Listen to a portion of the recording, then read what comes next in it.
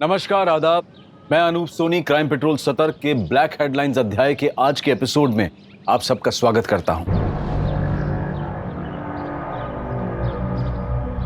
पता नहीं ऊपर वाले ने किस मिट्टी से बनाया मुझे। लड़की देखते ही आउट ऑफ कंट्रोल हो जाता हूं। अजीब सा फितूर चढ़ने लगता है तन बदन में।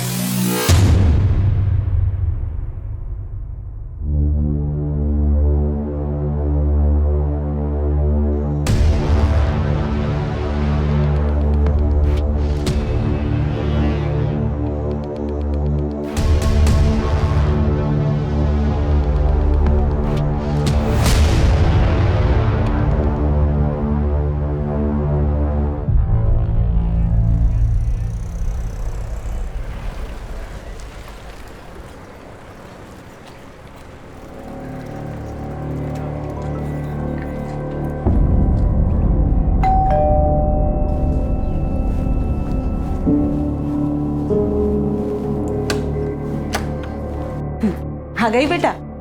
अच्छा जल्दी से फ्रेश हो जा, मैं तेरे लिए खाना लगाती हूँ। नहीं मम्मा, अभी भूख नहीं है।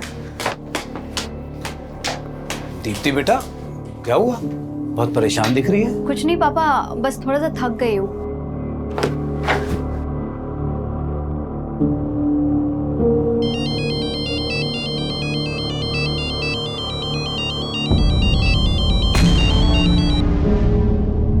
हेलो हेलो, अरे तुम कुछ बोल क्यों नहीं रहे हो?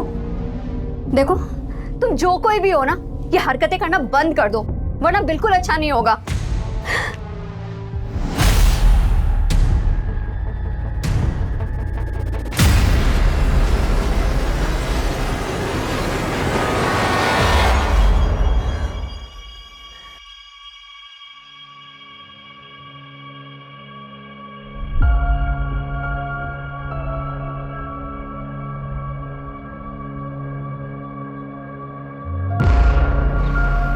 सरफराज, यहाँ क्यों खड़े? अरे कुछ नहीं भाईजान, बस देख रहा था हमारी बीवियाँ कितना काम करती है, कैसे मशरूफ रहती है काम में। और तुम कहाँ मशरूफ थे? दिन भर से दिखाई नहीं दिए। देखा भाईजान, आपकी बहन एक बार मुझे देख न लेना तो दिन नहीं करता इनका। क्यों मिस कर रहे थे हमें? कमाल की जोड़ी है तुम दोनों की। एक साथ होते हो ना तो रौनक आ जाती है। अरे कहाँ भाभी जान, दूर के ढोल सुहाने होते हैं, वरना किस्मत तो अरबाज भाई की अच्छी है जो आप उनके गले का हार बनी।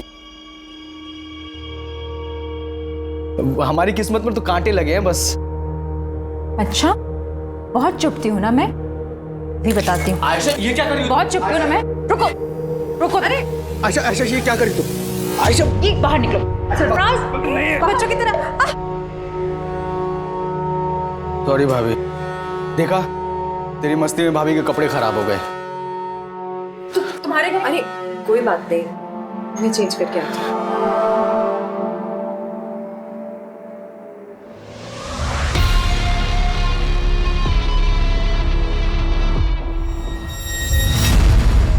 हाँ मम्मी, हाँ बस ऑफिस से निकल गई हूँ। ध्यान से आना। मम्मी आप ज्यादा टेंशन मत लीजिए। अच्छा मम्मी एक बात बताना, वो राजन मेरा लैपटॉप रिपेयर करके दे गया? नहीं, तेरा लैपटॉप तो नहीं आया। अरे कितना बड़ा झूठा है, मुझसे तो कह रहा था दोपहर तक रिपेयर करके घर पहुंचा दूंगा। चलो मैं जाके देखती हूँ। भैया, समता नगर। हाँ।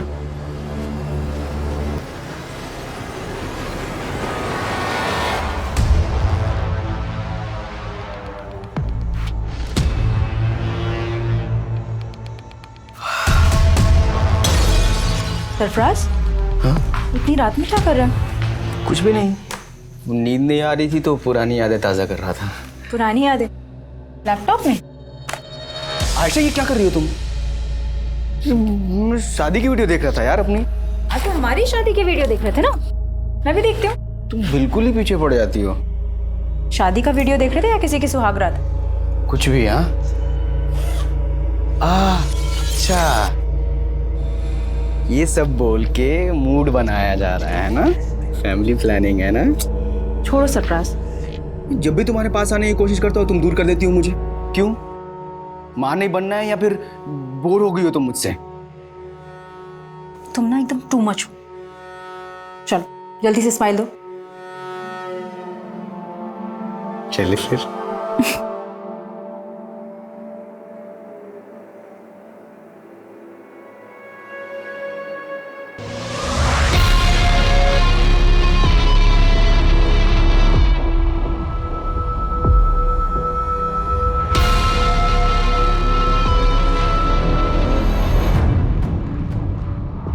कहते हैं कि इंसान अपने तौर तरीके बदल सकता है, लेकिन फितरत बदलना बहुत मुश्किल काम है।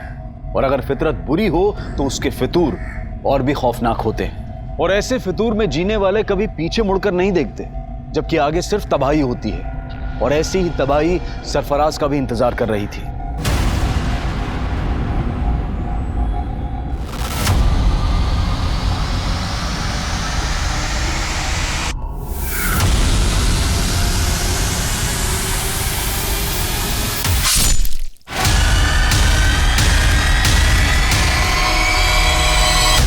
हत्या भले ही सरफराज की हुई थी, लेकिन वो फितूर नहीं मरा था जो इंसानी दिमाग से सोचने समझने की ताकत छीन लेता है।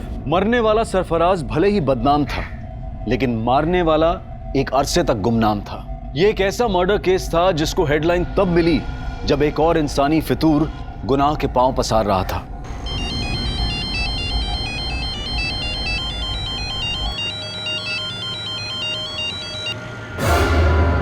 भैया जरा आराम से चलाइए आप।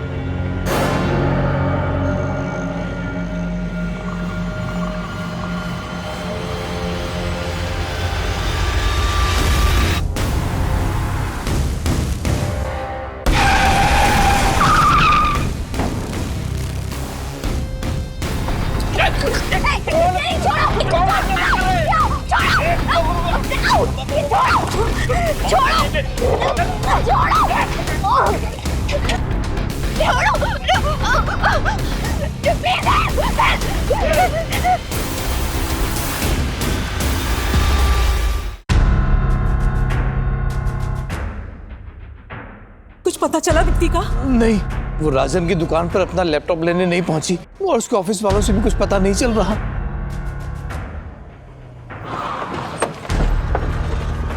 सर मैंने ही फोन किया था आपको। यहीं से अगवा करके ले गए सर। मैं उन्हें यहीं समता नगर लेकर जा रहा था, इतने में वहीं से 2 लड़के आए और उठा कर ले गए सर। उस गाड़ी का नंबर नोट किया जिसमें लड़की को लेके गए? नहीं सर, सब कुछ इतना जल्दी हो गया कुछ समझ में नहीं आया सर। लेकिन सर वैन ब्लू कलर की थी सर।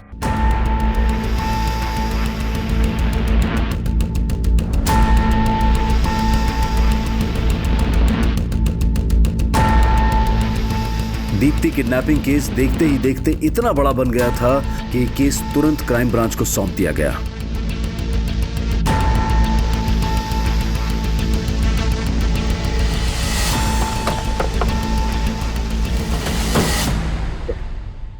जैन सर। जैन, क्या अपडेट?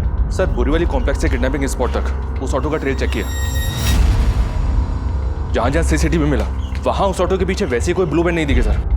और जहां किडनैपिंग हुई थी वहां सीसीटीवी नहीं था, इसलिए वैन आगे किस डायरेक्शन में गई इसका ट्रेस भी नहीं मिला।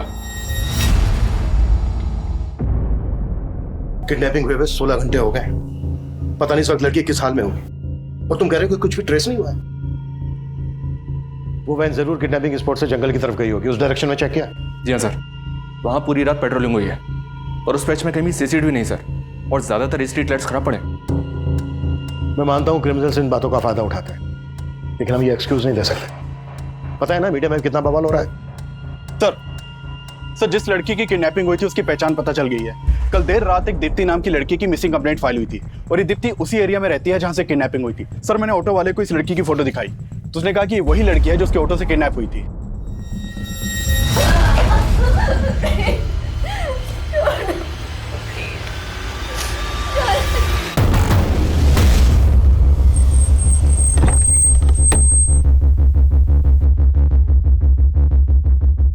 अरे लेकिन कुछ तो पता कीजिए, 2 दिन हो गए उससे गायब हुए आप। मैं आपको कॉल करता हूँ थोड़ी देर में। क्या दीप्ति किडनैप हुई है? आपको किसी तरह की कोई फरौती का कॉल आया? नहीं सर। किसी पर शक है आपको? सर, एक लड़का दीप्ति को काफी दिनों से परेशान कर रहा था। कौन लड़का? पता नहीं सर, लेकिन काफी टाइम से दीप्ति परेशान लग रही थी। कुछ दिन पहले वो फोन पे किसी के साथ झगड़ा कर रही थी, तभी इस बात का पता चला। देखो, तुम जो कोई भी हो ना, ये हरकतें करना बंद कर दो, वरना बिल्कुल अच्छा नहीं होगा।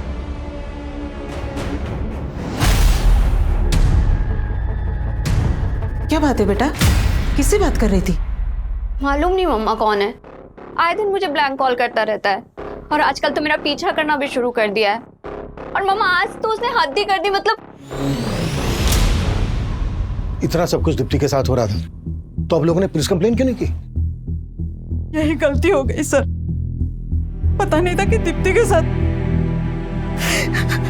प्लीज सर, प्लीज उसका पता कीजिए सर। देखिए, हम पूरी कोशिश कर रहे हैं, ये काम है हमारा। आप लोगों ने कल दीप्ति को आखिरी बार कब देखा था? जी, कल सुबह जब ऑफिस जा रही थी। कहाँ ऑफिस है दीप्ति का? जी, बोरीवली में एबल कंप्यूटर्स नाम की कंपनी है, वहीं पर सेल्स एग्जीक्यूटिव है। ऑफिस से निकलते वक्त उसने अपनी मम्मी को फोन भी किया था। अच्छा मम्मी, एक बात बताना, वो राजन मेरा लैपटॉप रिपेयर करके दे गया? नहीं, तेरा लैपटॉप तो नहीं आया। अरे कितना बड़ा झूठा है, मुझसे तो कह रहा था दोपहर तक रिपेयर करके घर पहुंचा दूंगा। चलो मैं जाके देखती हूँ। दीप्ति रात को 9 बजे तक घर ही नहीं पहुंची, फिर उसका फोन भी बंद आने लगा। मैं राजन की दुकान पर गया पूछने के लिए, तो वो कहने लगा कि दीप्ति वहां भी नहीं पहुंची। ये राजन की शॉप कहाँ है? हाँ सर, दीप्ति मैडम मेरी पुरानी कस्टमर है, उन्होंने अपना लैपटॉप ठीक करने के लिए मुझे दिया था। राजन भाई, अरे ये लैपटॉप चेक कर लेना, आजकल बहुत हैंग कर रहा है और इसमें वाईफाई का सिग्नल भी नहीं शो करता है। अरे मैडम 2 मिनट में चेक करके बताता हूँ प्रॉब्लम क्या है। आप बैठो ना, बैठो बैठो। ओए, इधर मैडम के लिए कोल्ड ड्रिंक लेके आ जल्दी। नहीं राजन भाई, मुझे ना बहुत लेट हो रहा है, आप इसको सही करा के ना घर पहुंचा देना बस। आप इसे भी रखो और पहुंचा देना आप, ठीक है? अरे मैडम 2 मिनट में देख। कल शाम 7 साढ़े 7 बजे उनका फोन भी आया था मुझे।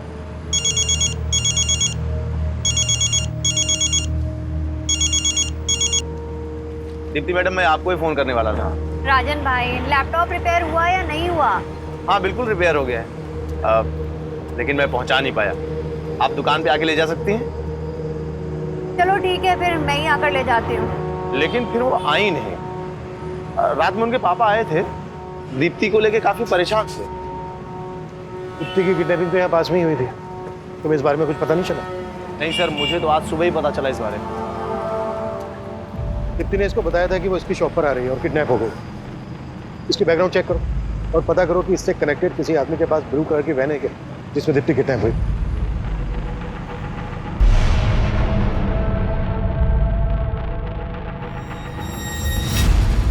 दीप्ति के पेरेंट्स ने बताया था कि कोई लड़का दीप्ति को ब्लैंक कॉल करता है, स्टॉक करता है। दीप्ति के कॉल रिकॉर्ड से स्टडी करो और जहां जहां दीप्ति का आना जाना था वहां सीसीटीवी फुटेज चेक करो। ये लड़का दीप्ति के ऑफिस, गली, मोहल्ले कहीं से भी कनेक्टेड हो सकता है।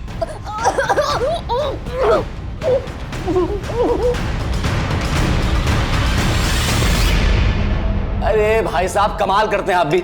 इतना सब कुछ हो गया, आपने बताया भी नहीं क्योंकि लड़का दीप्ति को परेशान कर रहा था।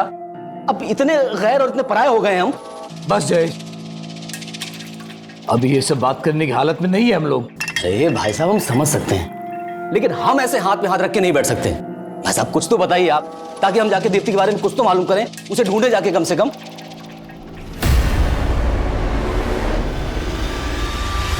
दीप्ति के किडनैपर्स तक पहुंचने के लिए दीप्ति के ऑफिस, घर, मोहल्ले, हर जगह पूछताछ की जा रही थी, लेकिन दीप्ति को सही सलामत ढूंढने की पुलिस की कोशिश अब नाकाम हो गई थी।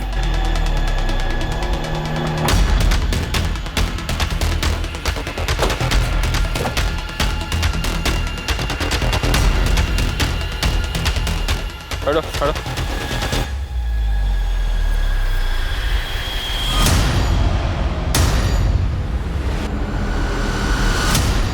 हालत देखकर तो लग रहा है सर इसके साथ रेप भी हुआ है।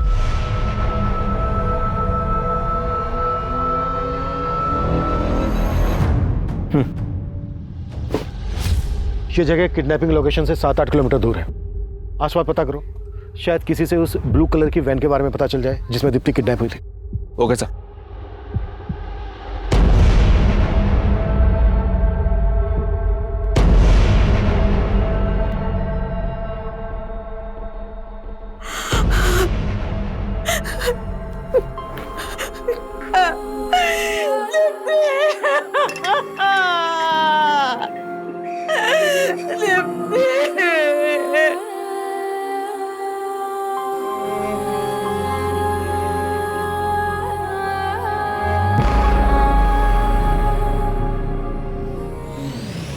इस लड़के को जानते हैं आप लोग? नहीं सर, क्या इसी लड़के ने? संकेत नाम है इसका नंबर हमें दीप्ति के कॉल रिकॉर्ड्स में मिला। इनफैक्ट ये अपने 2 अलग अलग नंबर से दीप्ति को कॉल करता था। सर एक मिनट, मैंने इस लड़के को ही देखा है।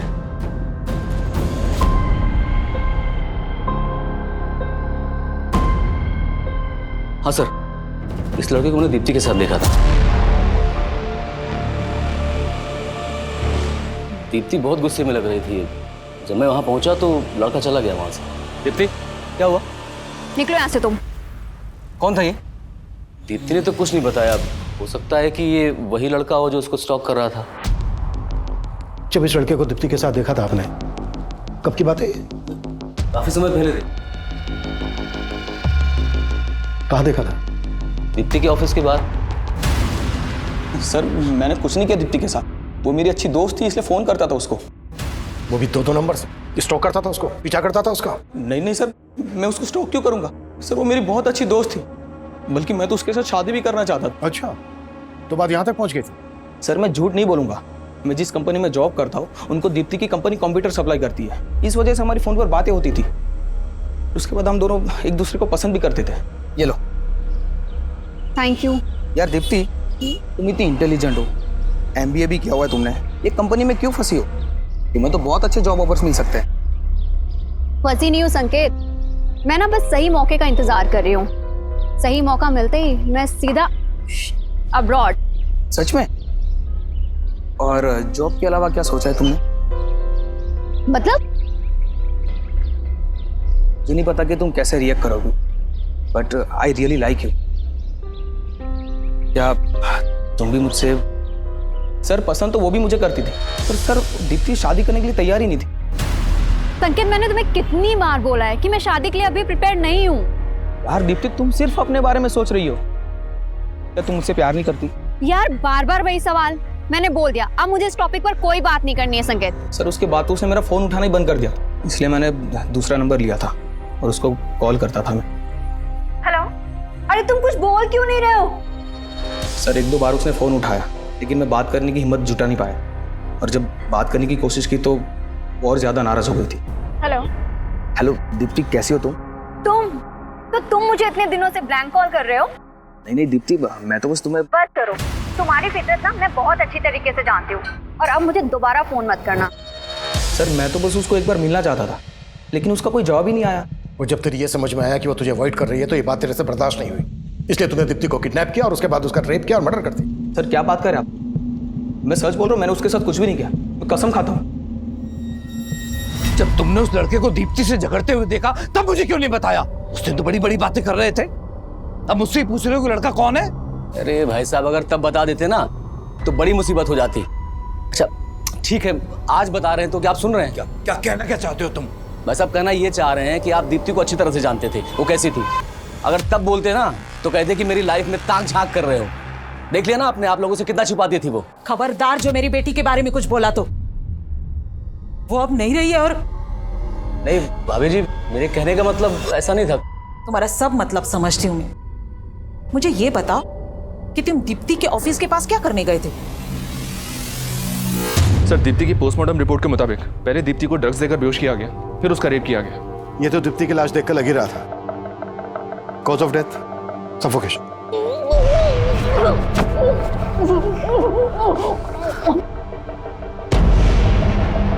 लेकिन सर किलर यहीं तक नहीं रुका, दीप्ति की लाश के साथ भी कई बार रेप किया गया। ये कोई विकृत मानसिकता वाला ही कर सकता है। संकेत ने कुछ बोला? नहीं सर, लेकिन हाँ सर, किलर ने दीप्ति की बॉडी से अपना DNA भी वाइप आउट कर दिया। दीप्ति को 2 लोगों ने किडनैप किया था। अगर संकेत दीप्ति की किडनैपिंग में शामिल है तो उसका कोई दूसरा साथी भी होगा। एक काम करो, संकेत को जाने दो और नजर रखो इस पर, और पता करो कि संकेत से कनेक्टेड किसी भी आदमी के पास ब्लू कलर की वैन है क्या। और सर इसके अलावा राजन के बारे में एक बात पता चली है। राजन पे तकरीबन 1 साल पहले एक लड़की ने मोलेस्टेशन का चार्ज लगाया था। केस स्ट्रांग नहीं था इसलिए छूट गया। इसे देखकर ही लग रहा था कि आदमी ठीक नहीं है। लेकिन सर फिलहाल इसके बैकग्राउंड में ऐसा कोई नहीं मिला है जिसके पास कोई ब्लू कलर की वैन हो। 1 मिनट। हाँ अभिषेक बोलो। सर राजन के बारे में पूछताछ की तो राजन का एक हेल्पर गिरीश सामने आया है। सर उसके पास राजन का एक लैपटॉप भी है।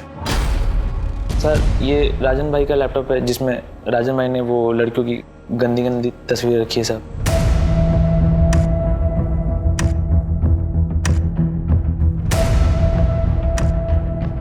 ये लैपटॉप तुम्हारे पास कैसे आया? साहब वो राजन भाई के यहाँ मैं बहुत सालों से काम करता था साहब, और पिछले 3-4 महीने की पगार वो मेरी लटका के रख रहे थे, और जब मांगने गया तो सब धक्का मार के बाहर निकाल दे रहे थे साहब। नहीं देता पगार, चल निकल यहाँ से, चल निकल। तो गुस्से में आके मैं लैपटॉप उठा के भाग गया साहब। ये लैपटॉप में जो लड़कियां हैं कौन है ये? सर वो मालूम नहीं सर मुझे। राजन का दीप्ति को लेकर कैसा बिहेवियर था? साहब राजन भाई तो थोड़े अयास हैं साहब, मैंने साहब को बताया था साहब, और दीप्ति मैडम को लेके उनकी नज़र कुछ ठीक नहीं थी साहब। ठीक है जाओ तुम। Thank you sir, thank you. Deepti के साथ जिस तरह से रेप किया गया उससे तो यही लगता है कि ऐसी मानसिकता वाला आदमी ऐसा कर सकता है। चेक करो, हो सकता है इसमें दीप्ति के भी फोटोग्राफ्स हो, और राजन को लेके आओ। सर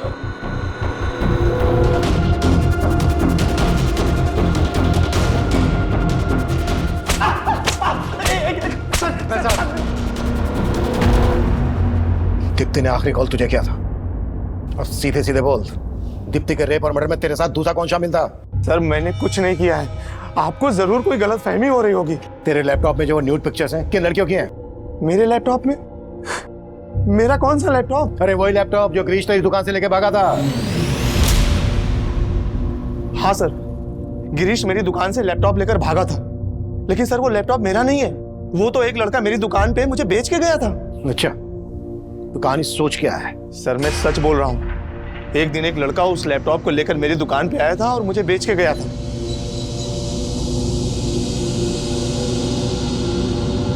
₹2000 मिलेंगे इसके? ठीक है, दो जल्दी। सर वो लैपटॉप बेचना चाहता था, मैंने ₹2000 में खरीद लिया। मैंने सोचा था कि इसको ऊंचे दाम में बेच दूंगा, मुझे नहीं पता था कि उस लैपटॉप में वो सब फोटोज हैं। कौन था वो लड़का? मुझे नहीं पता सर, वो तो मैंने पहली बार अपनी दुकान पे देखा उस लड़के को। सर मैं एक इज्जतदार आदमी हूँ। ओ इज्जतदार आदमी, सब पता क्या है हमने तेरे बारे में? मोलेस्टेशन का चार्ज लगा था तुझ पर। वो तो झूठा आरोप है सर मेरे ऊपर, मैं सच बोल रहा हूँ। ऐसे नहीं उगलेगा ये। उगलवा इस। Stop. Sir sir sir sir sir एक मिनट सर।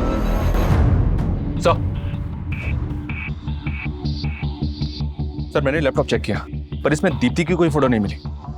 हो सकता है दीप्ति की फोटोग्राफ इससे डिलीट कर दी गई, इसका डिलीटेड डेटा रिट्रीव करो। ओके सर, और एक बात सर, ये सारी फोटोज मॉफ्ड हैं। मॉफ्ड? जी सर। यानी न्यूड पिक्चर्स के ऊपर दूसरी लड़कियों के फेसेस लगाए गए। Right sir. और एक बात सर, मैं जब लैपटॉप चेक कर रहा था तो मुझे सरफराज नाम का एक फोल्डर मिला सर, जिसमें इस लड़के के कई फोटोज हैं। ये देखिए,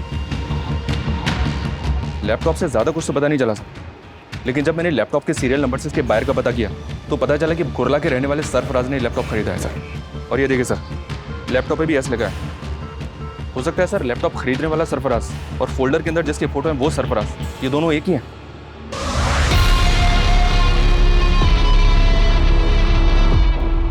पॉसिबल है। अभिषेक, कुरला पुलिस से कांटेक्ट करो और सरफराज को लेकर आओ। सर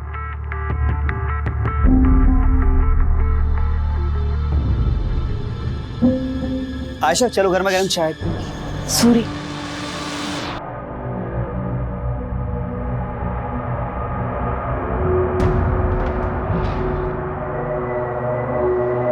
आयशा मैं बहुत दिनों से तुमसे कुछ बात करना चाह रहा था। किस बारे में? माना कि तुम्हारी डिलीवरी में काफ़ी कॉम्प्लिकेशंस थी, लेकिन अब तुम फिट हो और जूही भी 1 साल की हो गई है।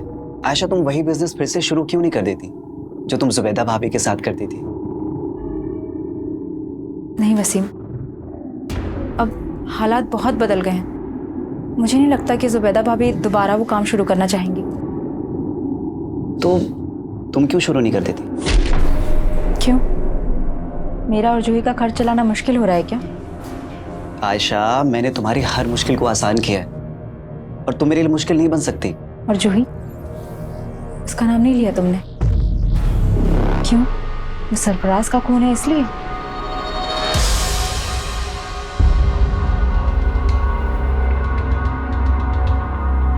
जिस लड़के ने तुझे लैपटॉप भेजा यही है वो? नहीं सर, ये वो नहीं है। स्केच बनवा सकता है उसका?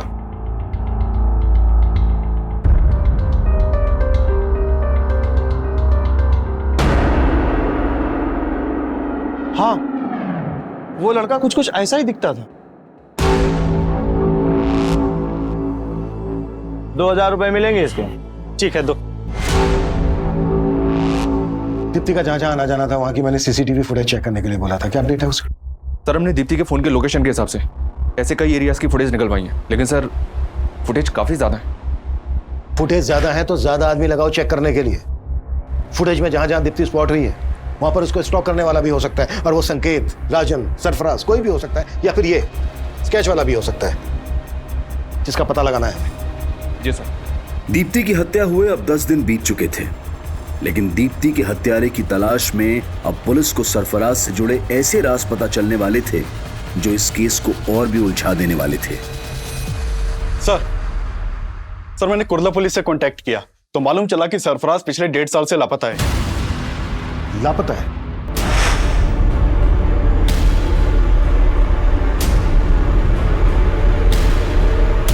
जी सर 1.5 साल पहले सरफराज की मिसिंग कंप्लेंट उसकी बीवी ने दर्ज करवाई थी, लेकिन कुर्ला पुलिस सरफराज के बारे में कुछ पता नहीं लगा पाई और ये केस पिछले 1.5 साल से अनसॉल्व्ड है। 1.5 साल से? ऐसा क्या इस केस में कि पिछले 1.5 साल से सॉल्व नहीं हुआ? सर मैंने ये केस स्टडी किया, इस केस के ऊपर कुछ खास काम नहीं हुआ था। बस इस विलास नाम के आदमी के ऊपर शक जताया गया था क्योंकि इसने सरफराज को आखिरी कॉल किया था, लेकिन सर इसके खिलाफ बाद में कुछ मिला नहीं तो इसे छोड़ना पड़ा। 1.5 साल पहले सरफराज गायब होता है और 1.5 साल के बाद ये लड़का सरफराज का लैपटॉप राजन की दुकान पर बेचता है। दीप्ति राजन को लास्ट कॉल करती है और राजन की दुकान पर जा रही होती है। बीच रास्ते में ही दीप्ति का किडनैप हो जाता है, उसका रेप और मर्डर कर दिया जाता है। दीप्ति का रेप और मर्डर केस सरफराज के केस से जरूर ताल्लुक रखता है। सरफराज और इस स्केच वाले लड़के के बारे में पता लगाने के लिए हमें विलास और सरफराज से ताल्लुक रखने वाले सभी लोगों से मिलना पड़ेगा।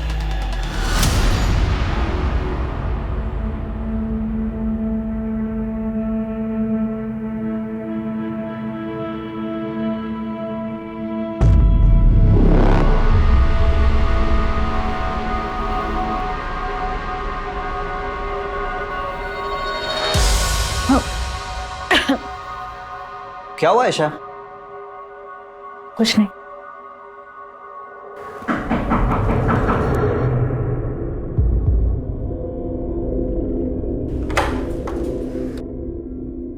जी आयशा। जी हाँ। मैं inspector Abhimanyu Jindal, crime branch.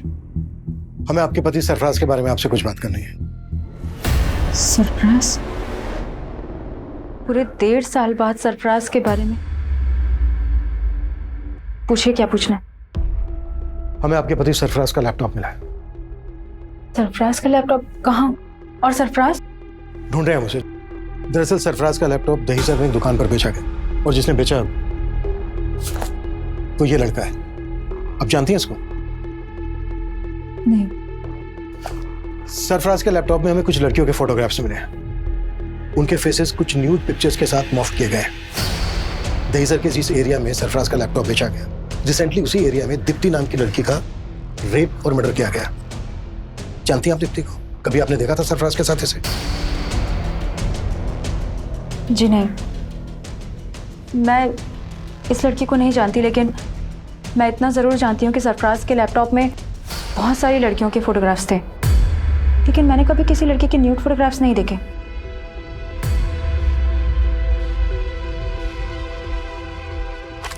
वो यही थी लड़कियां?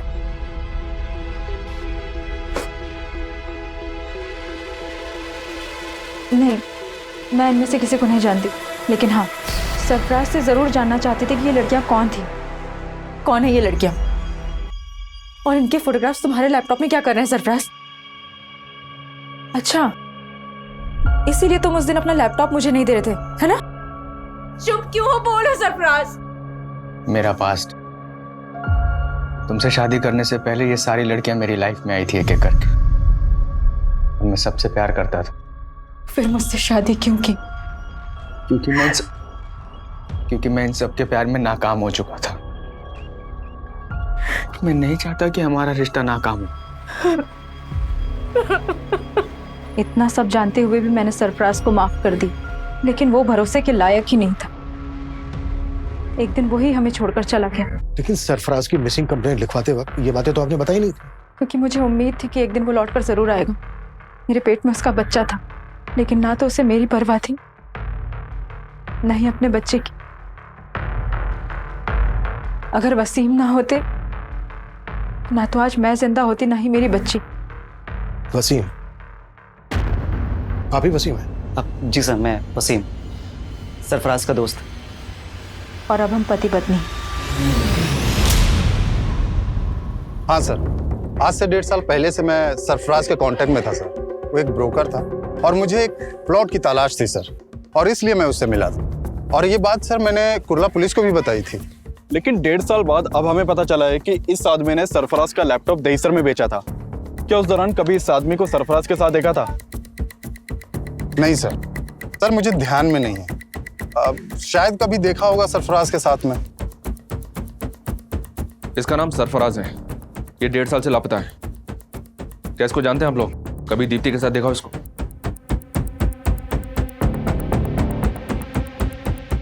और इसको? जी नहीं सर। तो क्या इन दोनों ने? ऐसा शक है हमें। शक करने की वजह तो है। जिस तरह से सरफराज के गायब होते ही आयशा और वसीम ने शादी कर ली, उसे तो यही लगता है कि सरफराज खुद से गायब नहीं हुआ है, बल्कि सरफराज को गायब किया गया है। वैसे भी जिस आदमी के लैपटॉप में इतनी सारी लड़कियों की न्यूड पिक्चर्स, तो उन्हें डिलीट किए बिना अपना लैपटॉप क्यों बेचा? इसको ना तो आयशा ने पहचाना और ना ही वसीम ने। कहीं ऐसा तो नहीं है कि ये दोनों इसको जानते हैं लेकिन हमसे सच छुपा रहे हैं? सर मैंने ये स्केच हर जगह सर्कुलेट करवा दिया। इसके साथ साथ हमारी टीम अब ये भी पता लगा रही है कि सरफराज और दीप्ति से जुड़े किसी भी इंसान के पास वो ब्लू वैन तो नहीं जिसमें दीप्ति को किडनैप किया गया।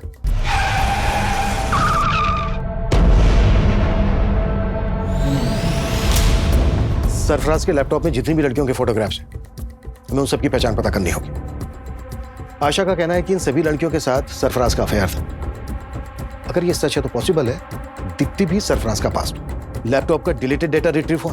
फिलहाल तो नहीं सर, जल्दी हो जाएगा।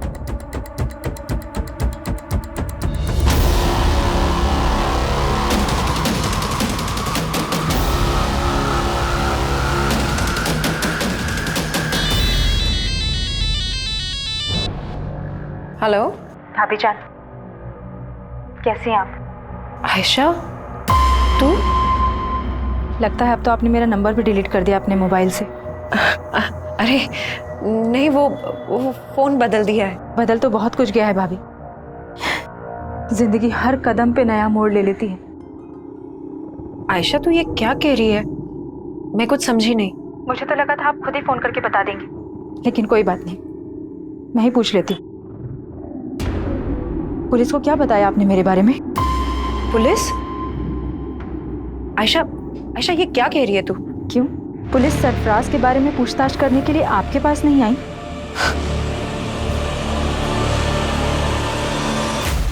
सर हमने दीप्ति के ऑफिस के बाहर की पिछले 2 महीने की कई सीसीटीवी फुटेज चेक की।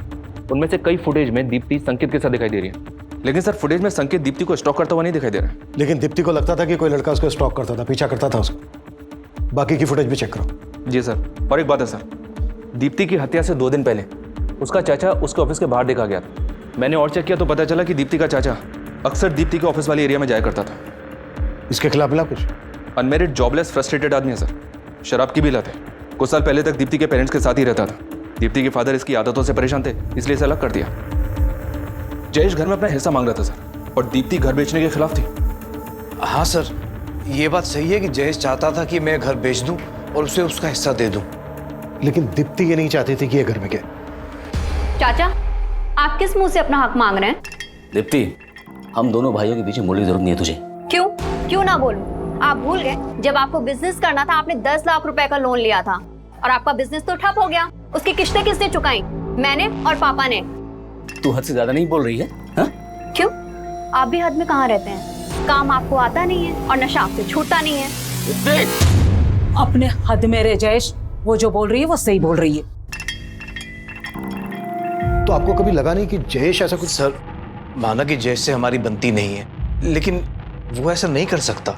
ये ऐसा समझ सकते हैं सर, लेकिन मुझे किसी पे भरोसा नहीं। मेरी बेटी को किसी दुश्मन से कम नहीं समझता था वो। साहब मुझे मालूम था भाभी जी मुझे बख्शेंगे नहीं, लेकिन मैं इतना गया गुजरा नहीं हूं कि अपनी भतीजी के साथ ये सब। तो फिर उसके ऑफिस के पास क्यों मंडराता था? दीप्ति की हत्या से 2 दिन पहले भी तू वहां देखा गया, क्यों गया था? मैं तो बस उससे मिलके बताना चाह रहा था कि मुझे मेरा हिस्सा मिल जाए और वो रास्ते में ना आए। काम नहीं है साहब, पैसा नहीं है। काम नहीं है, पैसा नहीं, लेकिन तेरा दोस्त उमेश तो तुझे पैसे दे रहा था ना, कर्जा दे रहा था ना तुझे, और रोज पे रोज तुझे दारू भी पिला रहा था। कहीं ऐसा तो नहीं है कि उसको खुश करने के लिए तूने दीप्ति को? पैसा कुछ नहीं है साहब, मैं सच कह रहा हूँ। जो भी है वो तो तेरा दोस्त उगल देगा, और तू भी।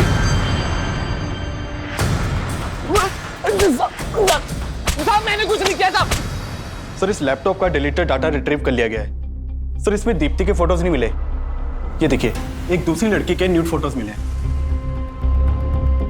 मतलब इस लड़की के फोटोग्राफ्स मॉर्फ नहीं किए गए? नहीं सर, ये फोटोज मॉर्फ नहीं किए गए, बल्कि ओरिजिनली ऐसे ही खींचे गए हैं।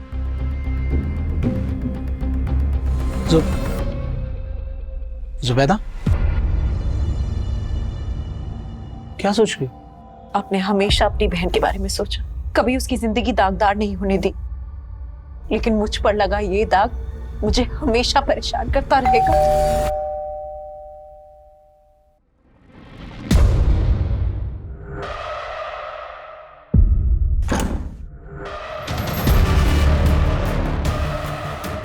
एक दूसरी लड़की के न्यूड फोटोज मिले हैं।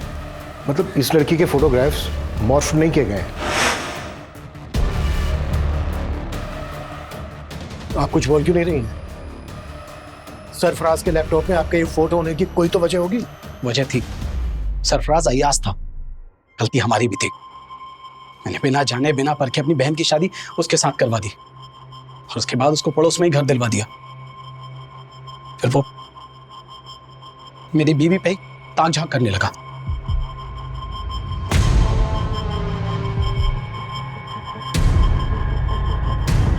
मुझे कभी भी उसकी नीयत पर शक नहीं हुआ। मैं और आयशा तो मिलकर एक साथ अच्छे से काम कर रहे थे, काम बढ़ भी रहा था, लेकिन फिर अचानक मुझे माइग्रेन का प्रॉब्लम हो गया। आयशा, मैं नहीं चाहता कि इस काम से जुबैदा को और ज्यादा तकलीफ हो। डॉक्टर ने 2 महीने का हैवी कोर्स दिया है। देखो, इस दवा को खाने से इसको ज्यादा नींद आएगी। तुम बात को समझो। ऐसा करो कि कुछ दिन के लिए काम बंद कर दो। मेरी तबीयत की वजह से हमें कुछ टाइम के लिए हमारा काम बंद करना पड़ा, और एक दिन मैं दवा लेके बस आराम कर रही थी तो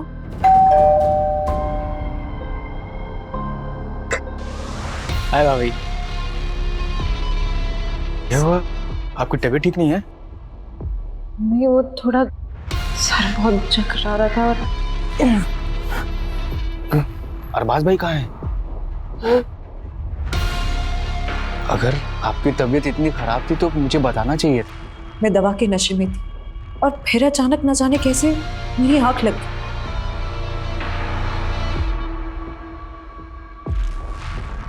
और फिर उसने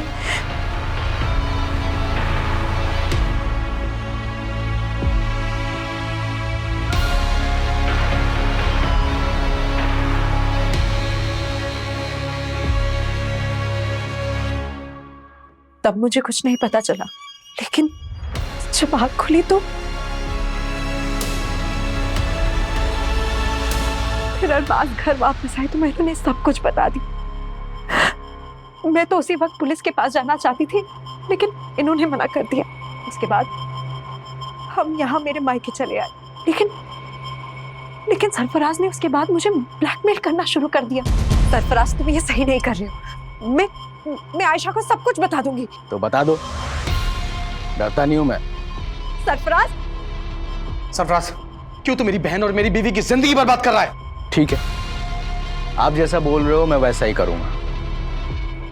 बस एक रात के लिए जुबैदा को मेरे साथ छोड़ दो। चिल्ला मत। अगर मेरी बात नहीं मानी तो जुबैदा की फोटो इंटरनेट पे अपलोड कर दूंगा। सर, उसने नाक में दम कर दिया था, इसीलिए तुमने उसे अपने रास्ते से हटा दिया? नहीं, इसकी मदद से?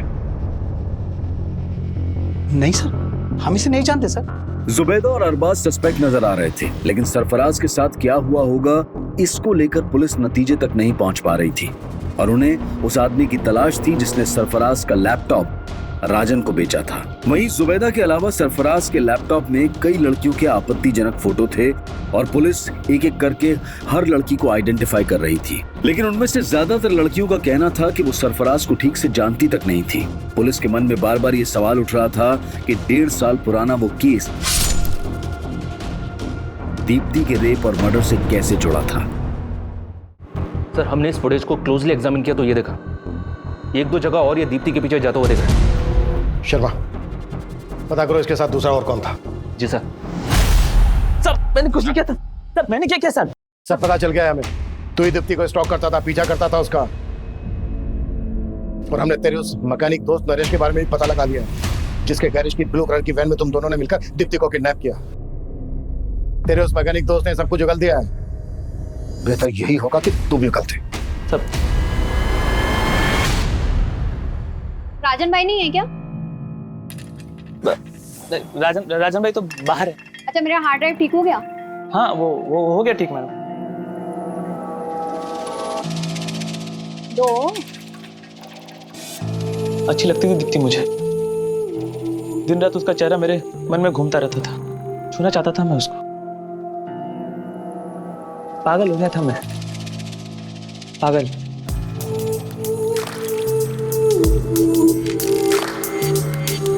प्यार करता था मैं उससे। अगर मैं उसको ये बात बोलता तो कभी नहीं मानती। मेरे को मालूम था उस दिन वो राजन भाई की दुकान पे आने वाली। आप दुकान पे आके ले जा सकती हैं? अपने दोस्त का प्लान बना के उठा लिया उसको।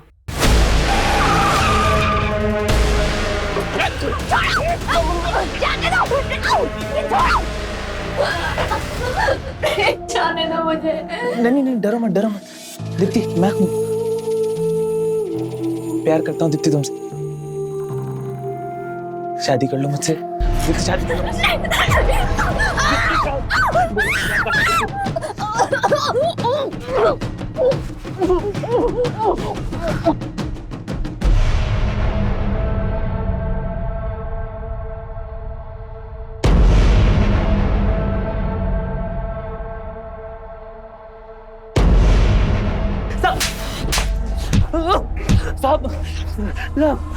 मरते तब तक तू उसका रेप करता रहा और मरने के बाद भी बोलता है प्यार करता था। कुत्ता साले, और इतना कुत्तों की इसकी चीखें पुलिस स्टेशन के 1 किलोमीटर दूर तक सुनाई देनी चाहिए। दीप्ति एक ऐसे गुनाह का शिकार हुई थी जिसको लेकर हम आए दिन आक्रोश से भर उठते हैं, पर कुछ कहते नहीं, कुछ करते नहीं, और आज ये बेबसी हम सब महसूस कर रहे हैं, लेकिन इसकी कोई रोकथाम नजर नहीं आ रही। दीप्ति रेप और मर्डर केस पुलिस सॉल्व कर चुकी थी, लेकिन सरफराज मर्डर केस अब भी बिना नतीजे के था। पुलिस अब भी सरफराज को मिसिंग मानकर ढूंढ रही थी, जो कि जुबैदा और कई और लड़कियों का गुनहगार नजर आ रहा था। सर ये स्केच इस शाद नाम के लड़के का है। ये साइन में एक फैक्ट्री में काम करता है और सर 1 महीने से गायब। और सर ये भी पता चला है कि ये शाद इस विलास के टच में भी था। जब 1.5 साल पहले सरफराज गायब हुआ था तो उसे आखिरी कॉल इसी ने किया था।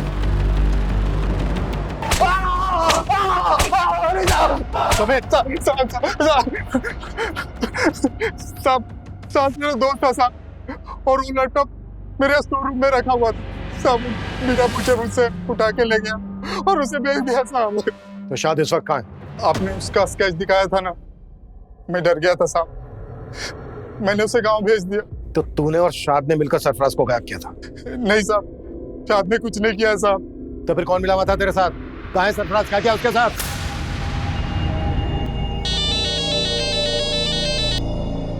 हेलो विलास भाव, अरे बताओ क्या खिदमत करूं आपकी? अरे बहुत इंतजार कराया आपने।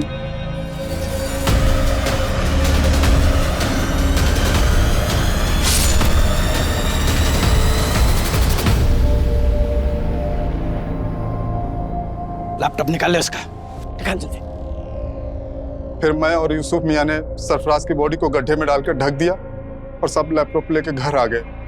सरफराज ने जब मेरी बेटी जुबैदा के वो गंदी फोटो खींचे तब वो मेरे दामाद के साथ मेरे घर सूरत आ गए। मेरी बेटी की तरह मैं भी चाहता था कि हम पुलिस के पास जाए, मगर मेरा दामाद नहीं माना।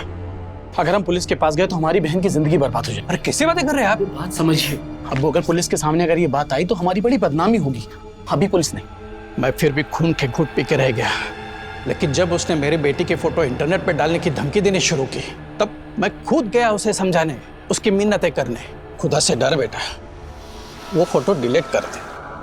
अपनी बेटी दे दे सिर्फ एक रात के लिए। राज, तू ये सही नहीं कर रहा है, समझा? चले, क्या जो करना कर ले। विलास को तो मैं काफी दिनों से जानता था। बहुत सारा कर्जा लेकर रखा था उसने मुझसे। और तुमने उसको बोला कि अगर वो तुम्हारा साथ देगा तो तुम उसका सारा कर्जा माफ कर दो। मैंने जो भी किया अपनी बेटी के आबरू बचाने के लिए किया और मुझे उसका जरा भी अफसोस नहीं है। जुबैदा के पिता यूसुफ ने कहा कि उसे अपने किए का कोई पछतावा नहीं है। और हमारे समाज और हमारे आसपास शायद ऐसे कई लोग होंगे जो शायद ये सोचते होंगे कि सिर्फ सरफराज ही क्यों, अगर दीप्ति के गुनहगार गिरीश का भी सरफराज जैसा ही अंजाम होता तो शायद गलत नहीं होता। हाल ही में हमारे देश में ऐसा बहुत कुछ हुआ जहां महिलाओं के साथ गलत करने वालों को सूली या गोली, किसी भी तरह से इंसाफ दिलाने की मांग उठ रही थी। लेकिन इंसाफ के मामलों में जज्बात और फितूर से नहीं बल्कि कानूनी प्रक्रिया से ही फैसलों तक पहुंचना चाहिए। अगर जुबैदा का पति अरबाज पहले से ही पुलिस की मदद लेने का फैसला कर लेता तो जुबैदा के पिता की बेबसी का फितूर उन्हें आज कटघरे में लाकर खड़ा नहीं करता। अब मैं अनूप सोनी आपसे विदा लेता हूं। फिर मुलाकात होगी क्राइम पेट्रोल सतर्क के ब्लैक हेडलाइंस अध्याय में एक और नए केस के साथ। और याद रखें, क्राइम और आपके बीच में सिर्फ इतना फर्क है कि आप कितने सतर्क हैं। सतर्क रहें, सुरक्षित रहें। जय हिंद।